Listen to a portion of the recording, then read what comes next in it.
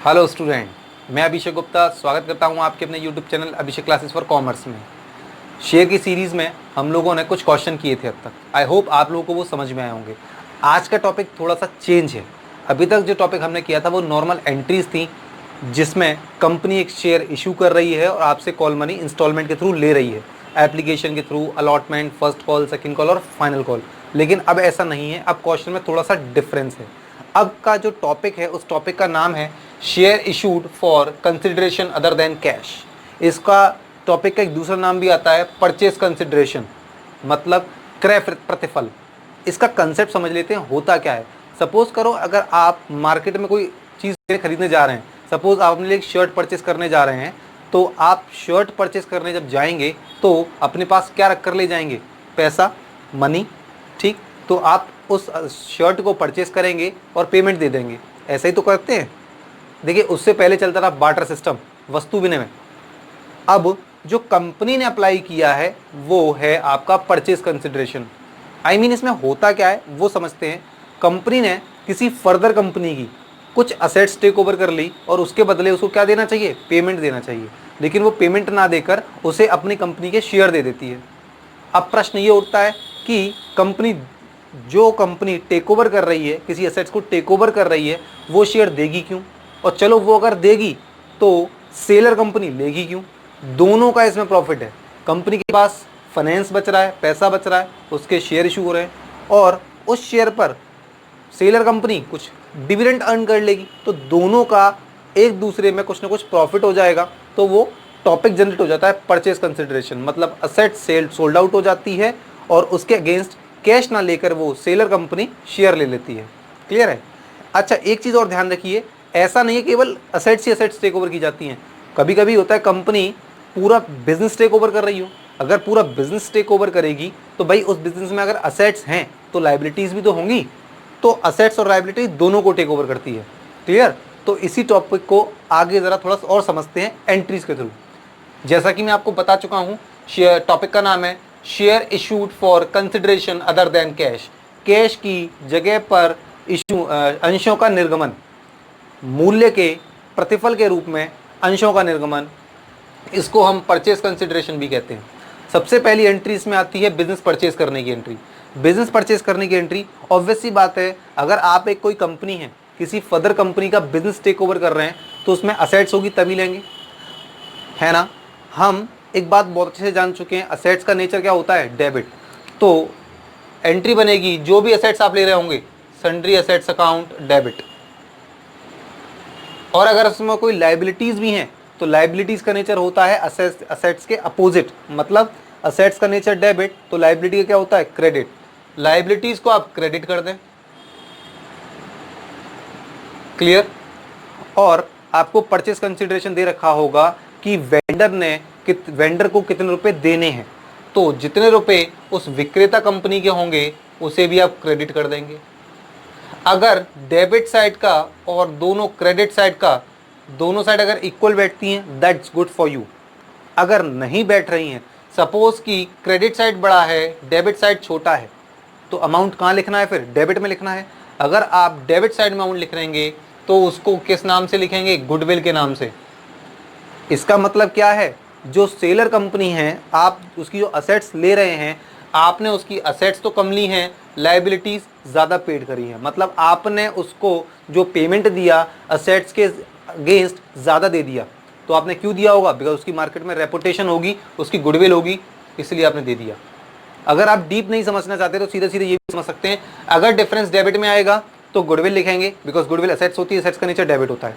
और अगर डेबिट बड़ा है, क्रेडिट छोटा है, तो आप डिफरेंस को बराबर करेंगे, इक्वल करेंगे कैपिटल रिजर्व के नाम से। ध्यान रखिएगा, कैपिटल रिजर्व है, रिजर्व कैपिटल नहीं है। बहुत डिफरेंट होता है इन दोनों में, रिजर्व कैपिटल और कैपिटल रिजर्व में, दोनों में बहुत अंतर होता है। वो अंतर क्या होता है जब हम थ्योरी क्लास करेंगे तब समझाएंगे उसको, ठीक है। तो ये एंट्री हो गई बिजनेस को परचेज करने की।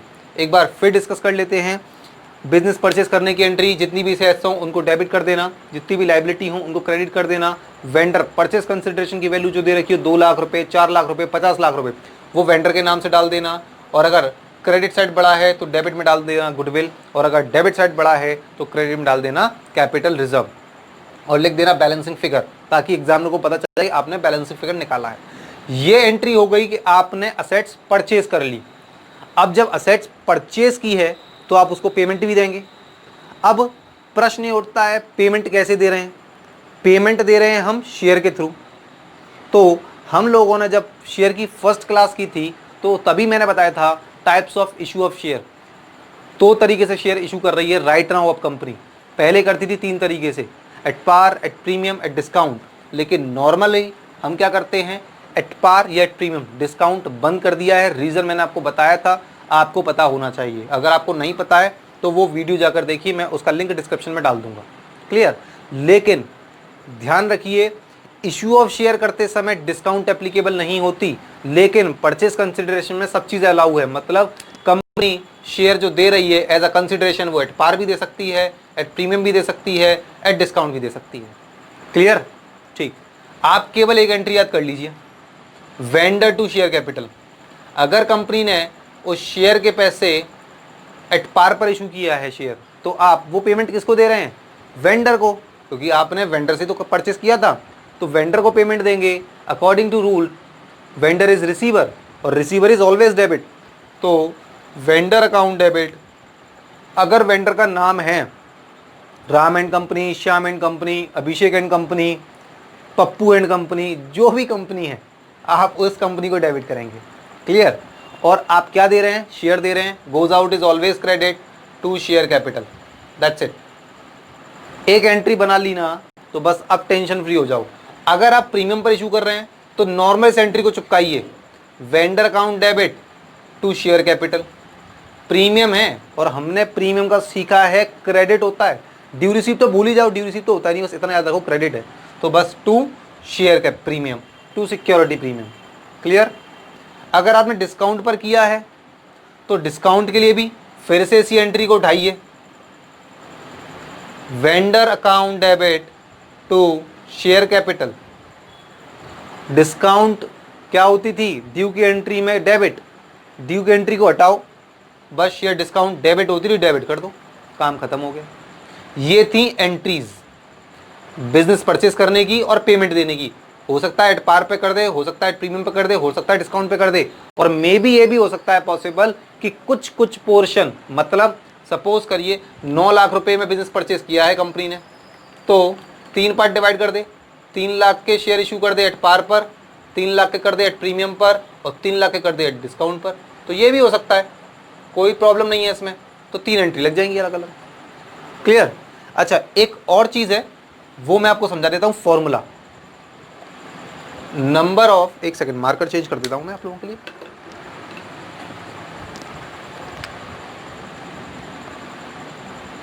नंबर ऑफ शेयर कैपिटल आपको हो सकता है नंबर ऑफ शेयर, ये एक काम करो नंबर ऑफ शेयर ही लिख लो ताकि कोई कंफ्यूजन ही ना रहे। नंबर ऑफ शेयर भी निकालने पड़ सकते हैं, तो उसका फॉर्मूला ये आपको याद होना चाहिए, actual amount paid divided by face value plus premium minus discount. मतलब आपको कितना पेमेंट देना था? 9 लाख, तो यहाँ आ जाएगा एक्चुअल अमाउंट पेड, 9 लाख आपको देने हैं। ठीक। फेस वैल्यू हो सकता है एक शेयर की वैल्यू फेस वैल्यू 100 हो। अगर आपने प्रीमियम पर इशू किया है, सपोज 10 रुपीज़ का प्रीमियम है, तो 9 लाख अगर उसकी वैल्यू है सॉरी 9 लाख अगर उसकी वैल्यू है और आपने प्रीमियम पर इशू किया है तो कितने का डिवाइड लगाएंगे? 110 का। आपने अगर डिस्काउंट पर इशू किया है और 10 रुपीज़ डिस्काउंट है तो कितने का डिवाइड लगाएंगे? 90 का। दोनों तो एक साथ आ ही नहीं सकते, तो इसीलिए फॉर्मूले बनते हैं दो, actual amount paid divide by face value plus premium, अगर प्रीमियम पर किया है तो, और अगर डिस्काउंट पे किया है तो फॉर्मूला बनेगा actual amount paid divide by face value minus discount. At par का कोई फॉर्मूला ही नहीं बनाना हमें, क्योंकि वो तो नॉर्मल बन जाता है, कोई प्रॉब्लम नहीं है उसमें। बाकी माइनर छोटे छोटे और चेंजेस भी आते हैं, बैंक से पेमेंट कर दें, आप उसको बिल दे दें, तो वो जब आएगा क्वेश्चन में तब आपको मैं समझाऊंगा। क्लियर? तो ये टॉपिक था केवल परचेज कंसिडरेशन का। अच्छा, इसको छोटा समझ के इसको नज़रअंदाज करने की कोई गलती मत कर लेना, क्योंकि ये बहुत इंपॉर्टेंट है। ये शॉर्ट में आ जाता है और कम से कम या तो 6 नंबर दे जाएगा या 6 नंबर ले जाएगा। तो बेटर इज़ दैट हमें से 6 नंबर लेने हैं, अपने 6 नंबर गंवाने नहीं है इसकी वजह से। तो इसलिए इस बात का ध्यान रखना, ठीक। तो बहुत अच्छे से एक बार नहीं समझ में आए 2 बार इस वीडियो को देखो, ठीक है। बाकी मैंने आपको समझा दिया है, इन एंट्रियों को लर्न करिए, कल इसी टॉपिक में हम आगे बढ़ेंगे, ठीक है। तब तक के लिए अपना ध्यान रखिए, अपनों का ध्यान रखिए और पढ़ते रहिए। Thank you so much for watching my video.